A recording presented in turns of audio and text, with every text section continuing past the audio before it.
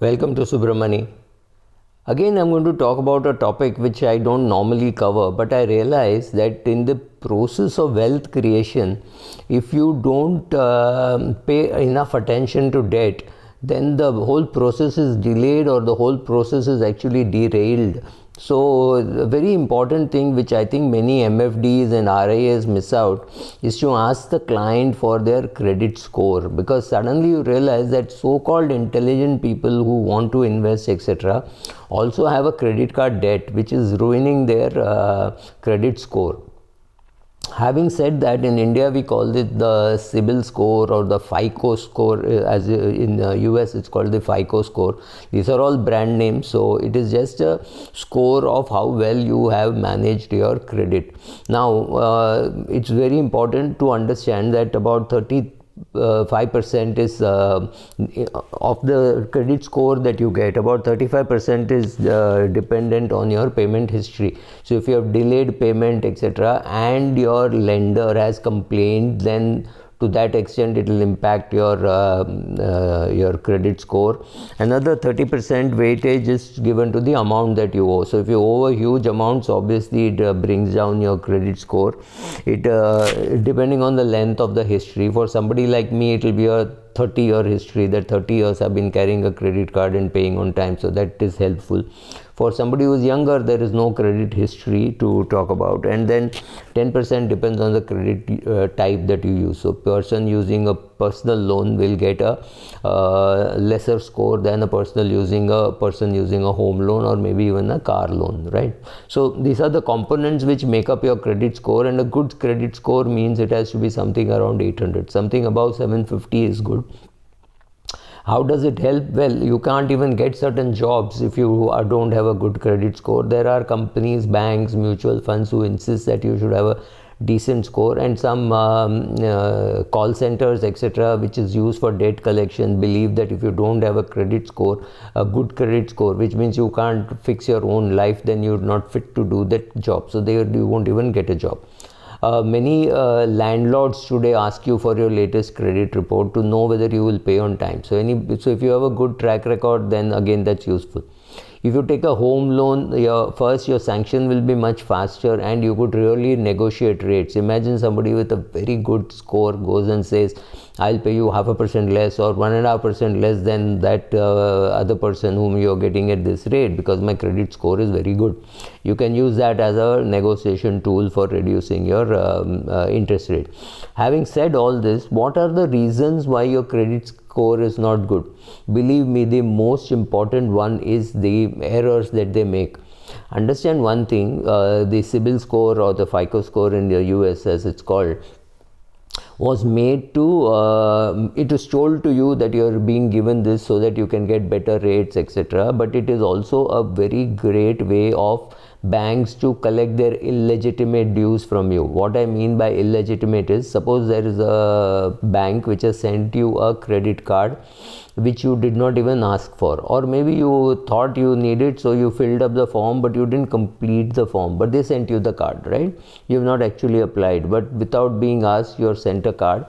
You get the card and you say, oh, I'm not going to use it, you just throw it away. That's fantastic. But after 1 year of non-usage, you have not used it at all, they have charged you 400 rupees. First of all, they didn't tell you, they told you it is free, but then they said there is some processing fee. So they charge you 400 rupees. Then end of 1 year, a renewal fees of 1000 has been charged. Do you realize that every month they have been charging 3% interest? So your dues are now 1400 rupees.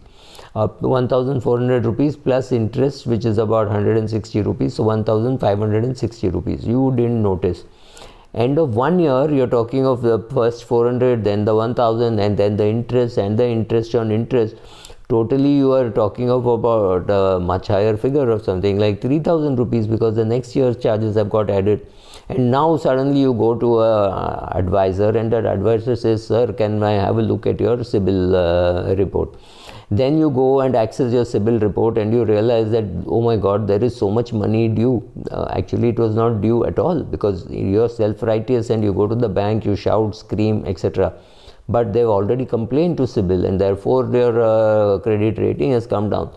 Believe me, you can do nothing except grin it and bear it, pay off that 1,500, 3,000, whatever is the amount due, and improve your credit score. So this is how banks collect their illegitimate dues also. So remember, first of all, fixing errors is the most important thing. Make sure that your name, your PAN number, your address and everything is right, that there is nothing wrong appearing there. There is no loan which you have taken not appearing there, or loan which you have not taken appearing there. Make sure that everything is clear, because that is the only way to have your credit card credit rating in a good shape. And only when you have your credit rating in a good shape will you get a new credit card or a home loan or anything. If your credit is not in good shape, you will not even get a new credit card. So first, fix the errors. This is the most common mistake. I do not know, I am assuming for a minute that all these are genuine mistakes. And you have to now repay all your dues, whether legitimate or no. No point in fighting about the dues on your credit card, because it was your mistake. You did not choose to throw away the credit card and complain. Cutting the credit card into pieces is great. It feels good, but it is of no use. You have to inform the bank that you are not using the credit card and they should reverse. And you should say this in writing, email, whatever it is. You should have proof that you have said that you don't want. Take an acknowledgement and keep it. Banks are perfectly capable of saying we don't have proof that you gave it. So please take an acknowledgement and keep it. Of course, the other solutions are very simple. Pay on time. Always pay on time. If you don't take a personal loan ever from a bank, because those rates are the highest, usurious rates. Even credit card loan looks cheaper compared to the usurious personal loan rates. If you have some assets which you can pledge, that will be cheaper. So if you have a personal loan or a credit card loan, use your assets to pay down the loan, or sell off your assets and pay it. Like if you have some mutual funds lying, some debt mutual funds which are giving you 7% return or 8% return, and you have a credit card debt, makes no sense at all. Just take this debt mutual fund, redeem it and pay off the credit card. And I can assure you, there are relationship managers who are telling you, sir, credit card का क्या है, वो तो कभी भी repay हो जाएगा, आप investment redeem मत करो.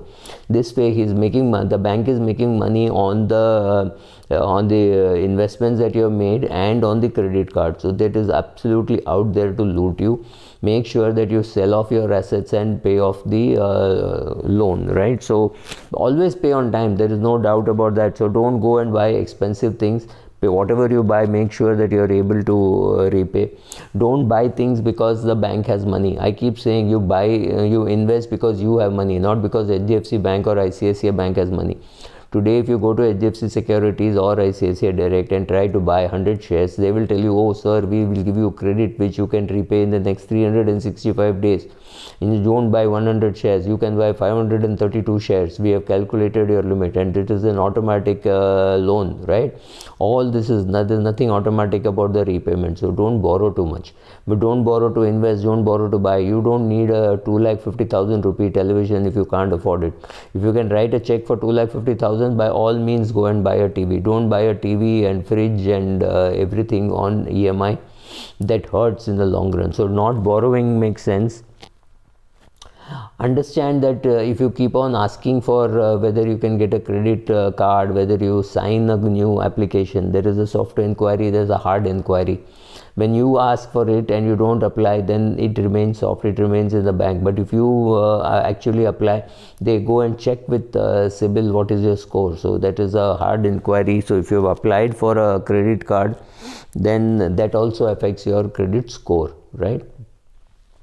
The cheapest form of credit is what you should be borrowing. So if your parent is willing to give you money, take it. Don't feel bad about it. But yeah, borrowing from outside is going to be expensive, and it is going to be very bad if you don't repay on time. That is affecting you. So don't borrow just for the heck of borrowing. Don't borrow. Borrow the minimum that is possible and repay the fastest as soon as you can. And find more and more ways of improving your credit score, spending less, paying on time, right? All those things, getting more cards, using somebody else's card. Do everything possible and keep improving your credit score. And very importantly, keep checking your credit score at least once a year. And if you think there is something because of which there could be impairment, maybe check twice a year or thrice a year. And as far as possible, repay your loans on time. That's it. Thank you.